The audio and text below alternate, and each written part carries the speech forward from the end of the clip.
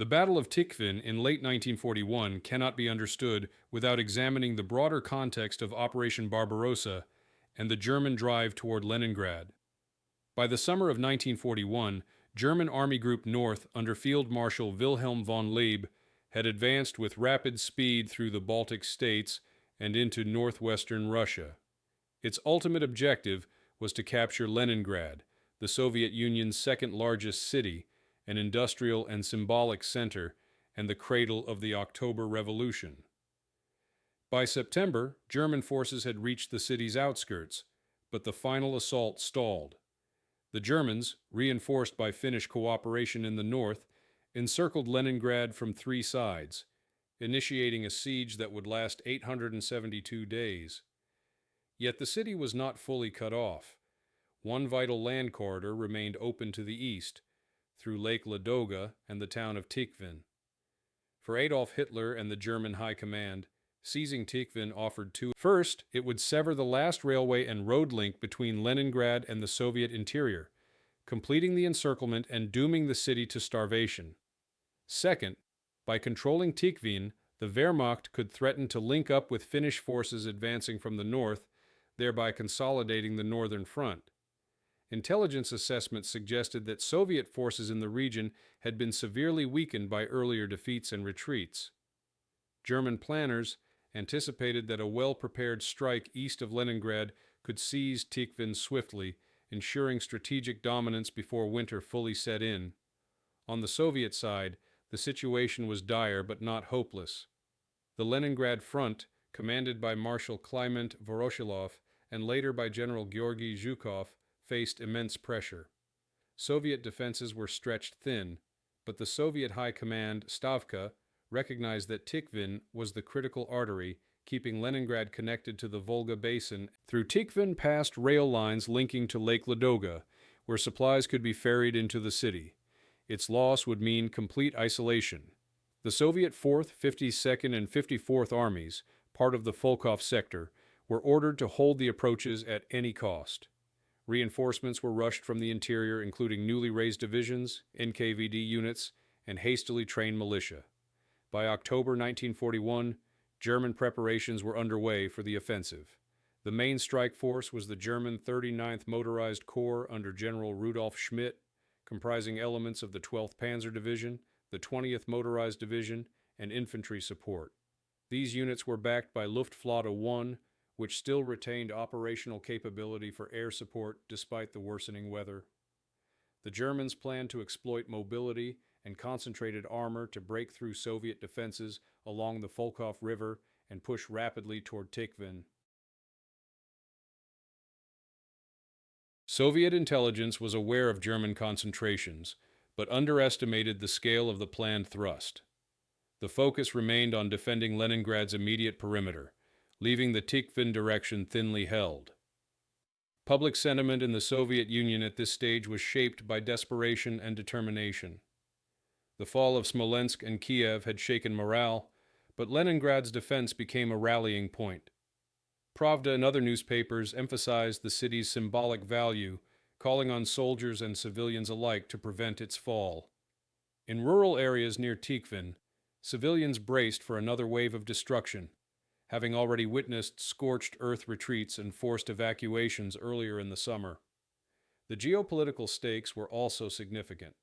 If Leningrad were to fall, Germany could redeploy divisions southward against Moscow or eastward toward the Caucasus.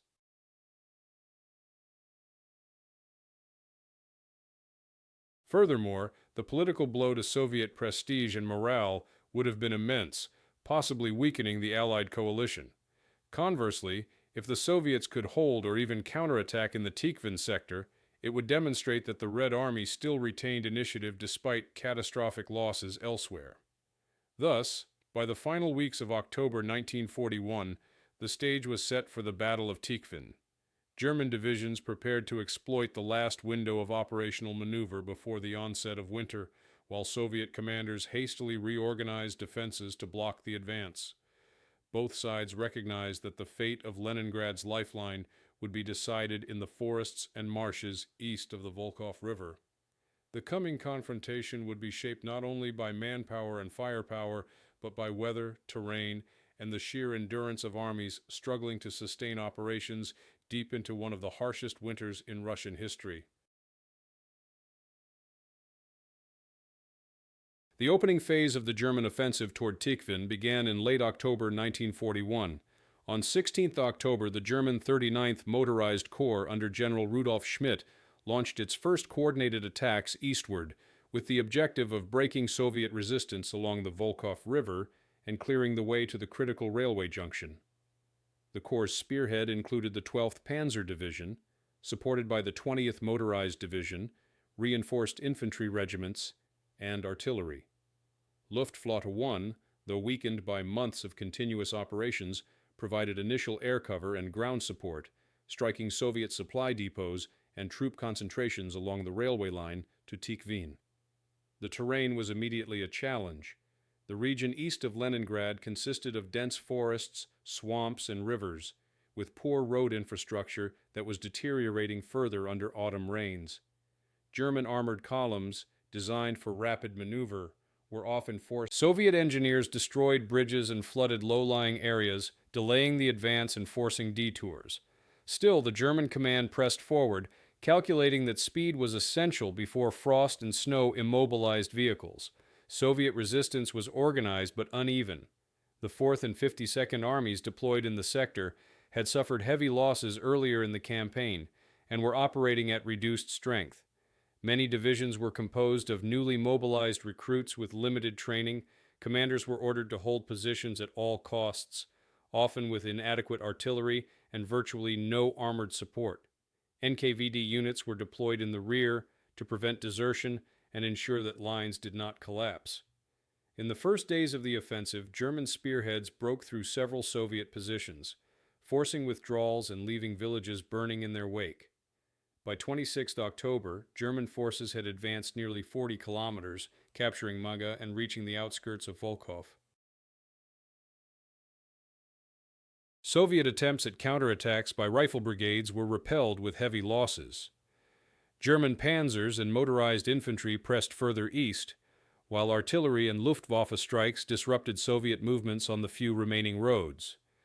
The Soviet command, alarmed by the speed of the advance, shifted reinforcements from the interior, diverting trains carrying Siberian units originally intended for the Moscow front.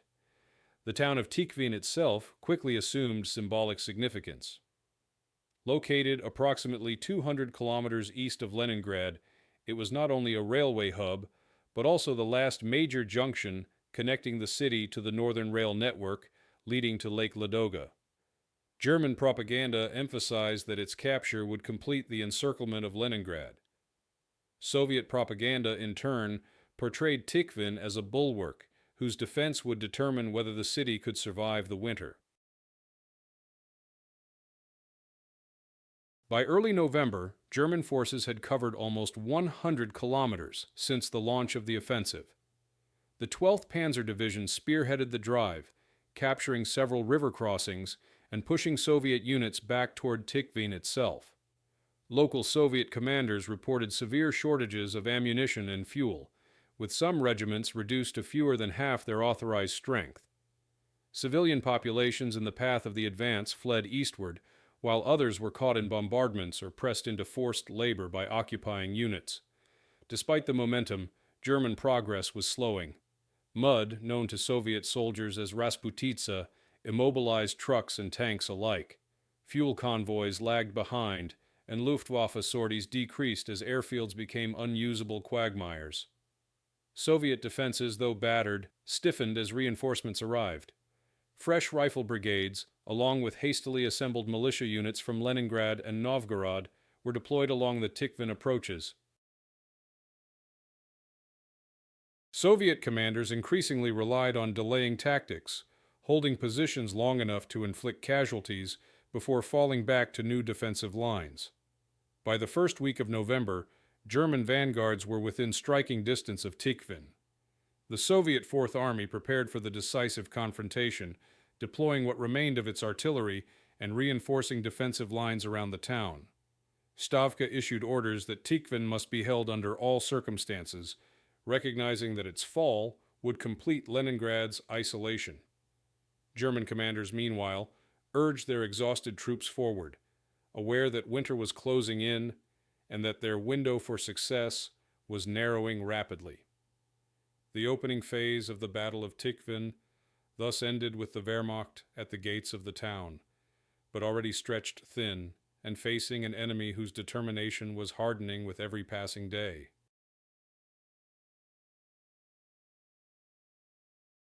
The strategic goals and planning of both the German and Soviet commands during the Battle of Tikhvin reveal how critical this operation had become for the wider campaign in the north. For the German High Command, the capture of Tikhvin was not simply about securing another town, but about achieving the final severing of Leningrad's last lifeline. After weeks of siege, Leningrad was already starving, yet the Soviets managed to maintain limited supply deliveries via Lake Ladoga and the railway routes running through Tikhvin. If the Wehrmacht seized the town, it would cut the last overland link to the city, ensuring that food, fuel, and ammunition could no longer reach it. The German objective was therefore twofold: to starve Leningrad into submission and to free forces for redeployment elsewhere, particularly to the central front around Moscow.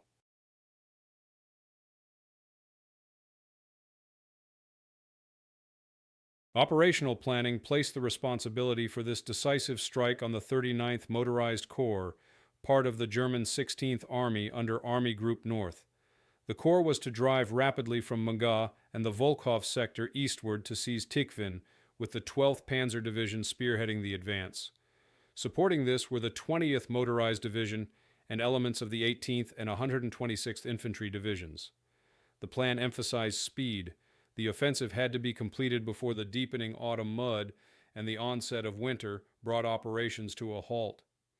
Fuel depots and repair services were organized to keep armored columns moving, while Luftflotte 1 prepared to neutralize Soviet defenses and disrupt rail traffic supplying Leningrad.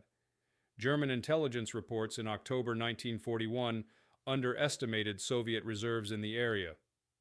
The Wehrmacht assessed that the expectation was that Soviet defenses would collapse quickly, allowing German armor to push through to Tikhvin in less than 2 weeks.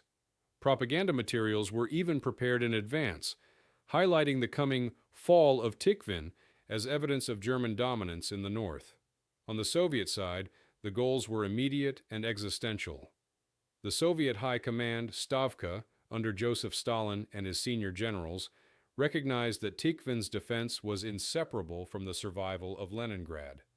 Stavka issued strict orders that the town had to be held at all costs. General Kirill Meretskov, commander of the Fourth Army, was tasked with organizing the defense. Reinforcements were drawn from the 52nd and 54th Armies, though these formations were already under strength. Soviet planners attempted to create defensive belts in depth along the approaches to Tikhvin, using rivers, forests, and hastily fortified. Supplies had to be brought forward over long distances from the Volga and beyond, using rail lines that were frequently disrupted by Luftwaffe raids. Units defending Tikhvin often received ammunition in insufficient quantities, while food and fuel shortages grew acute. Nevertheless, Soviet commanders improvised by requisitioning supplies from local sources and by prioritizing artillery ammunition for defensive actions. Crucially, Stavka began transferring Siberian divisions from the Far East to reinforce both the Moscow and Leningrad sectors. Some of these fresh, better-trained units would soon play a role in stabilizing the front near Tikhvin. Propaganda shaped the morale of both armies. German troops were told that seizing Tikhvin would end the northern campaign and secure victory over Leningrad. Soviet soldiers, by contrast, were told that defending Tikhvin meant saving Leningrad and protecting their families from starvation and annihilation.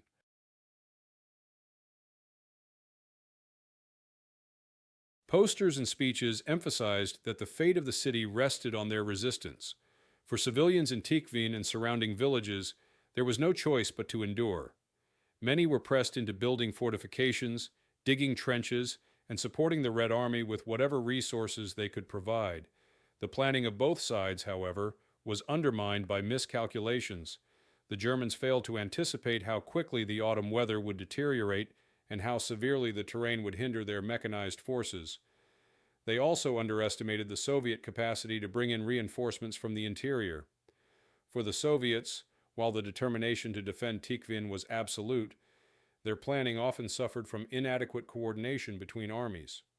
Communications were disrupted by German air attacks, and Soviet counterattacks frequently lacked sufficient artillery support.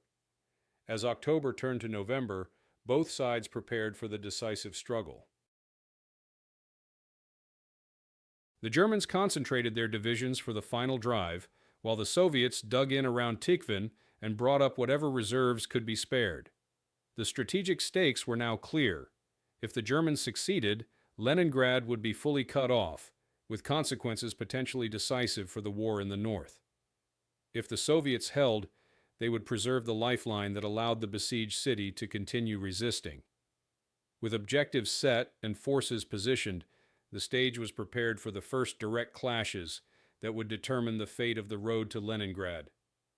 As November 1941 unfolded, the Battle of Tikhvin escalated into a crisis for both sides. The initial German successes along the Volkhov corridor had brought their spearheads within striking distance of the town, but the final drive exposed the weaknesses of their position.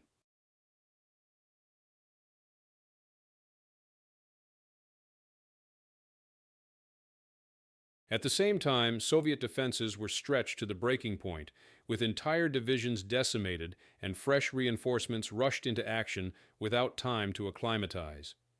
The fighting now intensified into some of the harshest and bloodiest engagements of the early winter campaign. The German plan was clear. The 12th Panzer Division, reinforced by the 20th Motorized Division and supported by elements of the 18th and 126th Infantry Divisions, would seize Tikhvin quickly, thereby cutting the last railway artery to Leningrad. From there, they intended to push south and establish contact with Finnish forces north of Lake Ladoga, encircling the city entirely. The logistical timetable, however, was already slipping. Fuel shortages grew acute as convoys became mired in mud. Spare parts for tanks and trucks were near. Despite these issues, orders from Army Group North demanded that the offensive continue without delay. On the Soviet side, Stavka ordered that Tikhvin must not fall. The 4th Army under General Kirill Meretskov held the line directly, while the 52nd and 54th Armies prepared counterattacks on the flanks. Reinforcements from Siberia, including the 44th and 191st Rifle Divisions, began to arrive, although many were thrown directly into combat after long rail journeys, often without proper winter gear.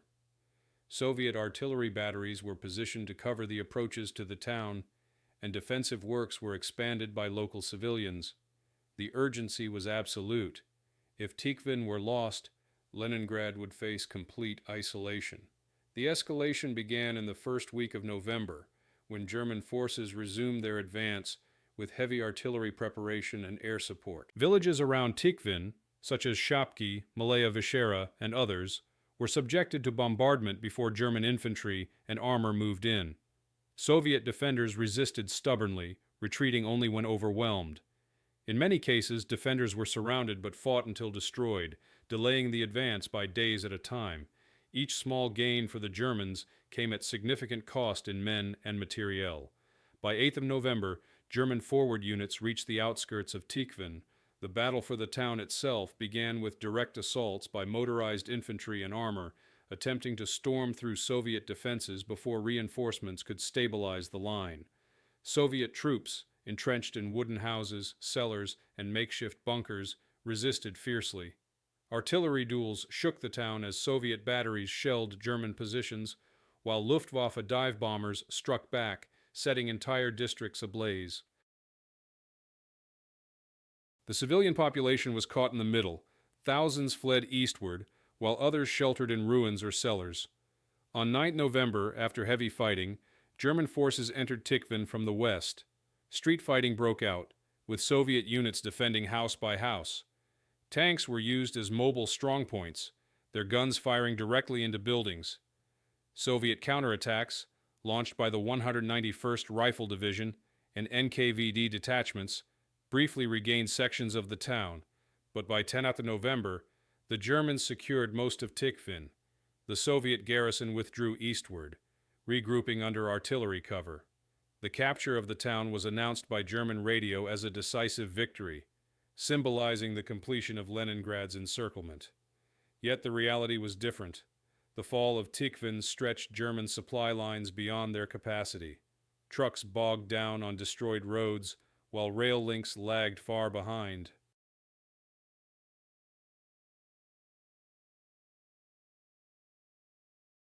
Fuel and ammunition were rationed. Some panzer battalions reported that fewer than 30% of their vehicles remained operational.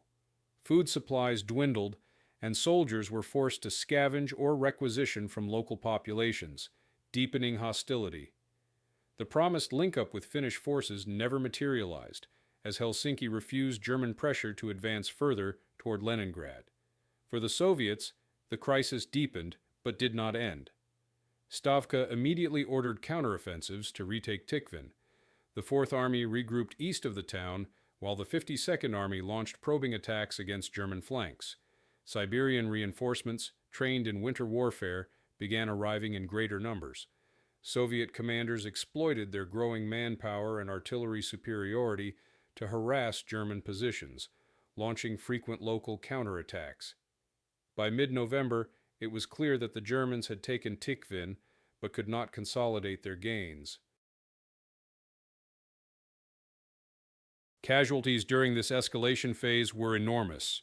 German units reported thousands of losses in the first weeks of November, while Soviet divisions suffered even higher attrition. The 191st Rifle Division, for example, lost more than half its strength within 10 days of fighting. Hospitals overflowed, and evacuation of the wounded became nearly impossible on destroyed roads. Civilians suffered equally. Tikhvin itself was left in ruins, with hundreds of residents killed during bombardments or in reprisals. Entire villages in the surrounding countryside were burned, either by retreating Soviets using scorched earth tactics or by German forces punishing suspected partisan activity. As winter descended, the crisis escalated further. Temperatures dropped rapidly, freezing the swamps and rivers, but also immobilizing troops unprepared for extreme cold. German soldiers lacked proper winter uniforms, while Soviet troops arriving from Siberia were better equipped.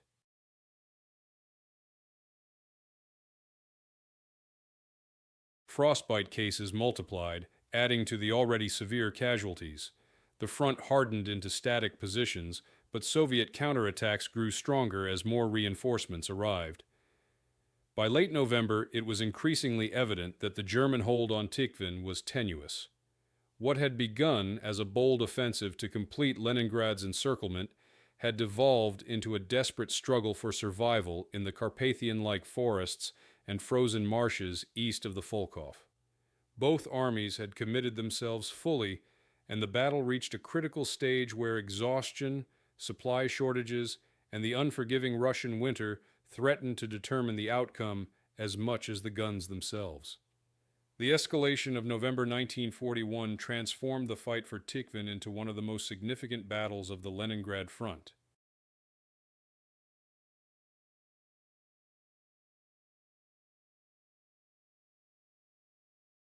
German forces, though successful in capturing the town, had advanced farther than their logistics could sustain, while Soviet armies, though battered, retained the will and resources to counterattack. The crisis point had been reached. The next weeks would decide whether the Wehrmacht could consolidate its gains or whether the Red Army could reverse the tide and preserve the last lifeline to the besieged city. By December 1941, the Red Army had begun to adapt to the realities of the Tikhvin front.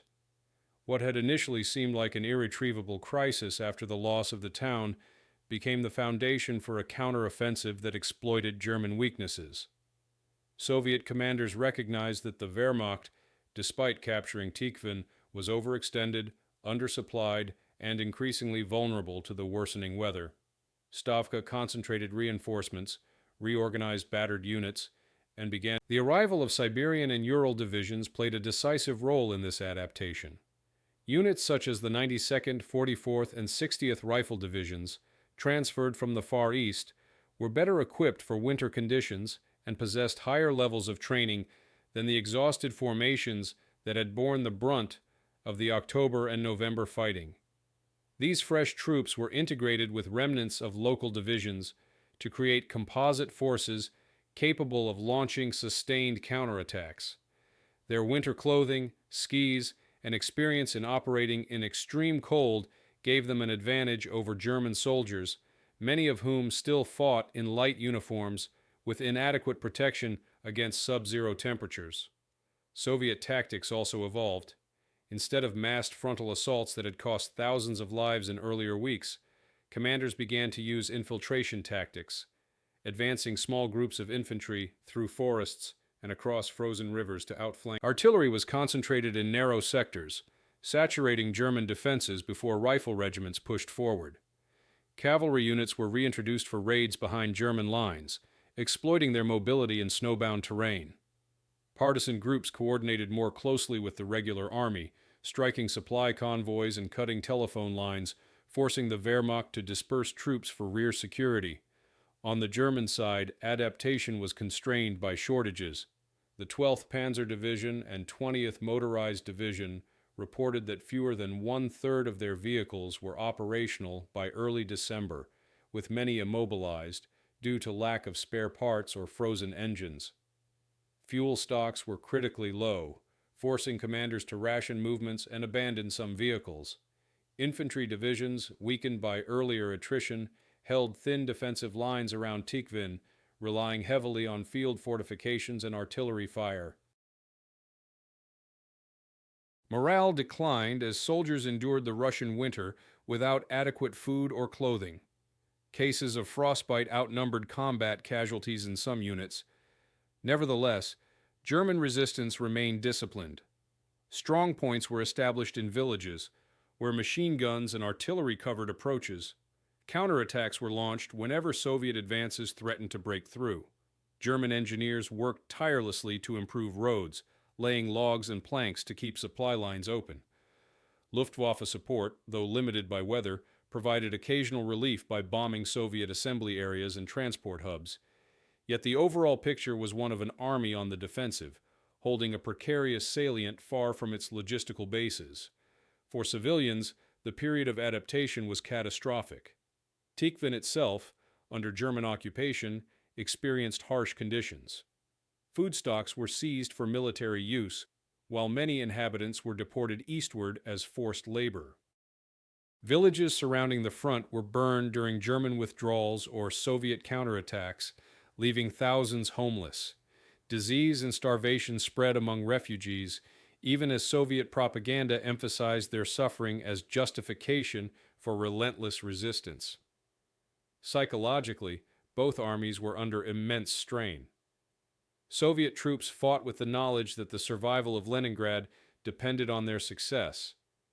Reports describe soldiers fighting with a determination reinforced by political commissars and the visible presence of reinforcements from the interior. German troops, by contrast, endured exhaustion and the creeping realization that the promised quick victory was slipping away. Letters intercepted by Soviet intelligence revealed growing doubts, as men wrote of endless forests, mud turned to ice, and no end to the fighting. By mid-December, Soviet adaptation bore fruit. The Red Army launched coordinated counteroffensives along both flanks of the German salient. While progress was slow, the steady erosion of German strength became evident. Each Soviet gain, though measured in kilometers, weakened the Wehrmacht's hold on Tikhvin. German commanders increasingly faced the choice of reinforcing a position they could barely sustain or risking encirclement by Soviet pressure. The balance was beginning to shift, and the stage was set for the dramatic turning point of the battle. The turning point of the Tikhvin campaign unfolded between mid-December 1941 and the first days of January 1942, when the Soviet counteroffensive, carefully prepared and executed with growing confidence, forced the Wehrmacht to abandon its gains. What had begun as a desperate effort to stabilize the front around the Volkhov turned into a coordinated push that exploited the weaknesses of the German salient and broke the strategic intent of severing the last rail line to Leningrad.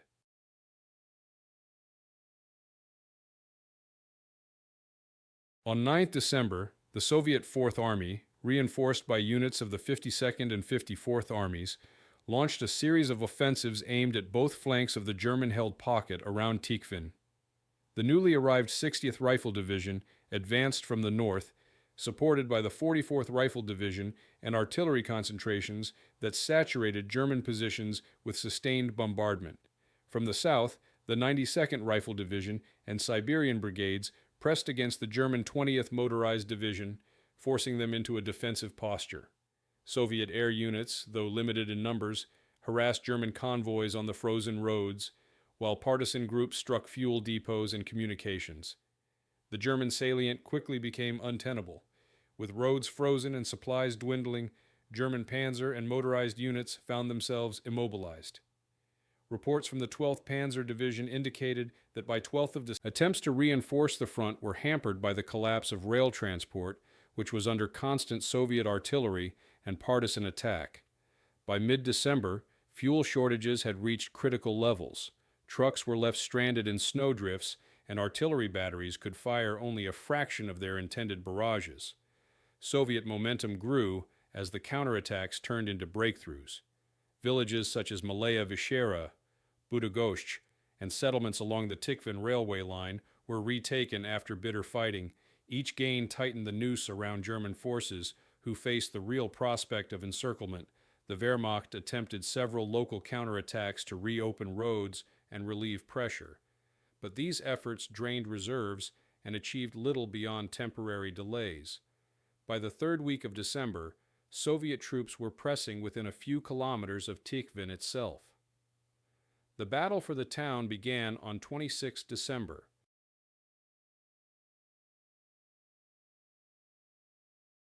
Soviet infantry, supported by artillery and limited tank units, advanced from multiple directions. German defenders, entrenched in buildings and makeshift bunkers, resisted with machine guns and mortars, turning Tikhvin into a battlefield of close-quarter fighting. Houses changed hands repeatedly, and casualties mounted on both sides.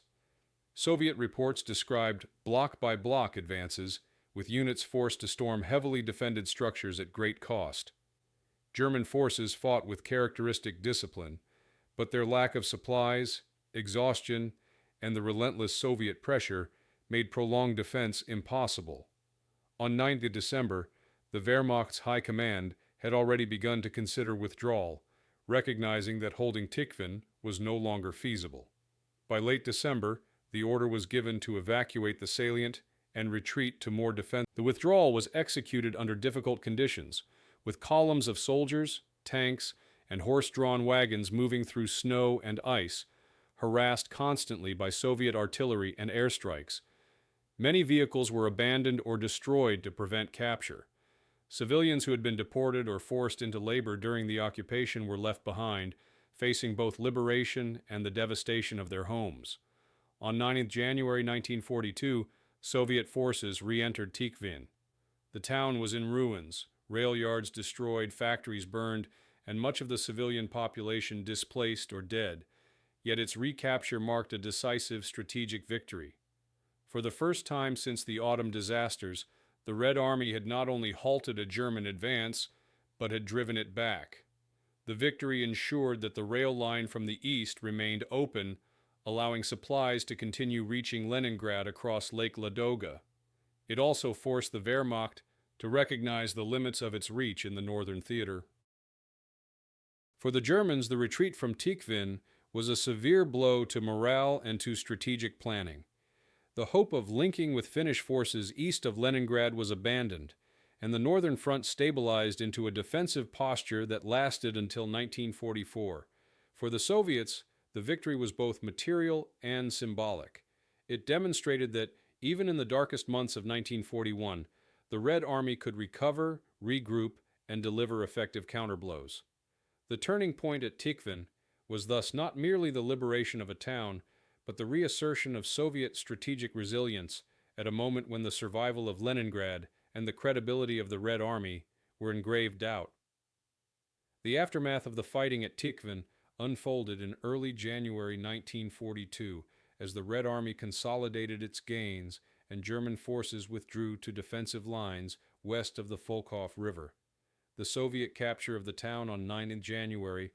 For the Soviet command, the priority was to restore the railway link that had been the core objective of the entire struggle. Engineers and repair brigades, often working under fire from German artillery and air raids, began clearing wreckage and laying new tracks. Within weeks, supply trains once again ran through Tikhvin, reconnecting Leningrad with the rest of the Soviet Union via the route across Lake Ladoga. Though the road of life over the frozen lake remained dangerous and limited, the re-establishment of the Eastern Rail connection provided a measure of stability in sustaining the besieged city. Food, fuel, and ammunition shipments increased, albeit modestly, helping to alleviate the most desperate shortages faced by Leningrad's population. The Wehrmacht, by contrast, focused on salvaging its battered divisions. The retreat from Tikhvin cost the Germans large quantities of equipment.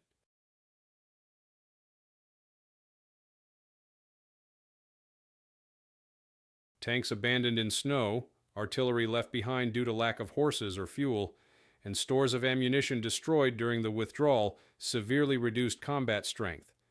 The 12th Panzer Division reported that fewer than 25 tanks remained serviceable, while infantry regiments were down to several hundred men each. The 20th Motorized Division suffered similar attrition. German commanders recognized that the failure at Tikhvin had ended any realistic chance of cutting Leningrad's last supply line and had forced Army Group North onto a largely defensive footing. The humanitarian consequences were severe. Civilians who had endured German occupation faced burned villages, destroyed infrastructure, and widespread displacement. Soviet reports recorded thousands of homeless families, many of whom attempted to return to ruined homes in the dead of winter. Epidemics of typhus and dysentery spread in refugee camps, compounding the tragedy.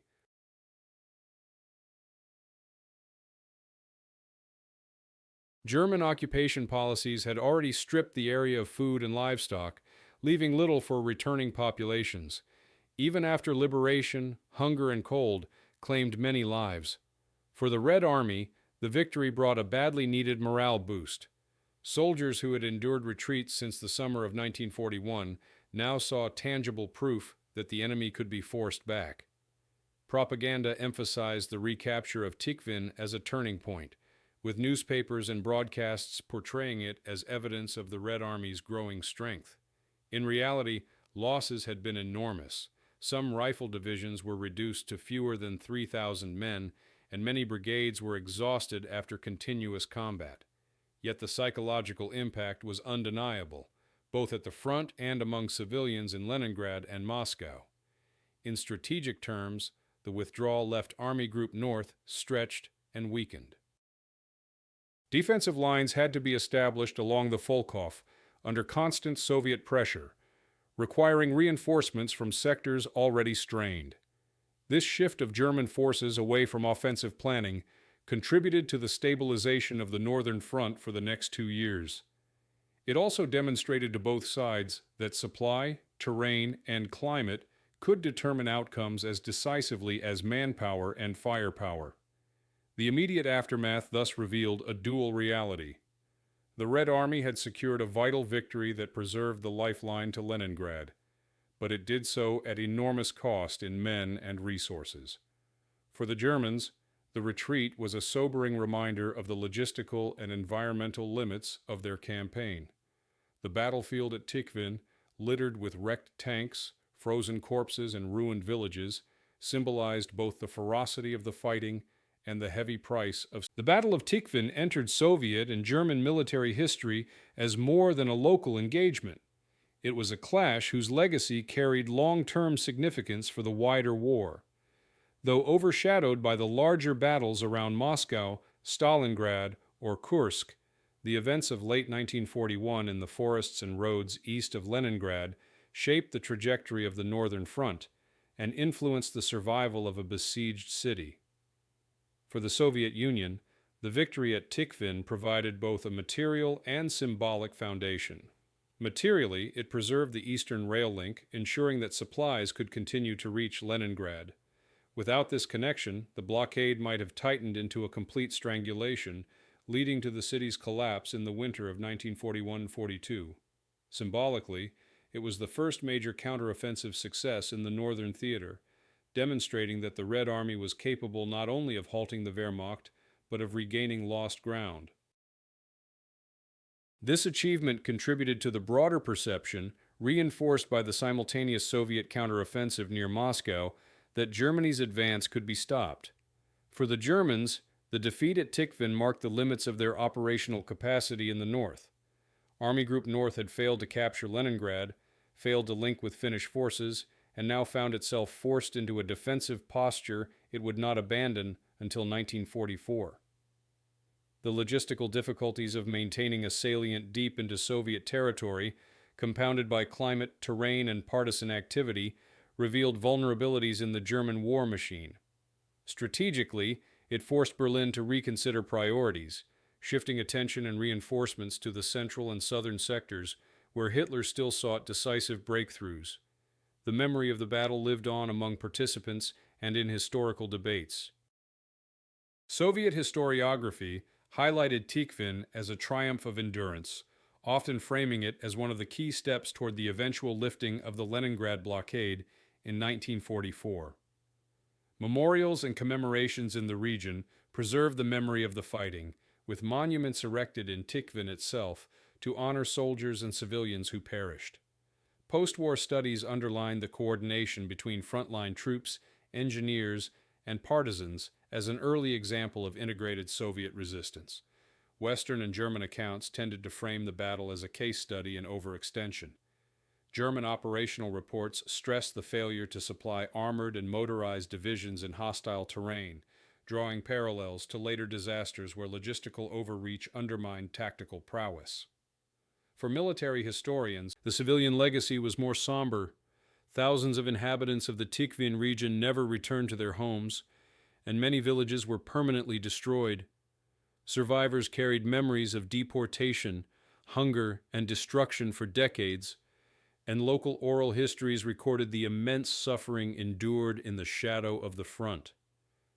In this sense, the battle's significance extended beyond military outcomes, reminding later generations that victory often came at the cost of immense human loss.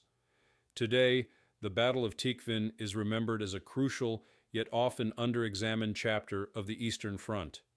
It illustrates how geography, logistics, and endurance could outweigh initial momentum, and how a single rail line could determine the survival of a major city. The forgotten forests and frozen rivers of late 1941, the legacy of Tikhvin endures as both a symbol of Soviet resilience and a warning of the perils of overreach in modern warfare.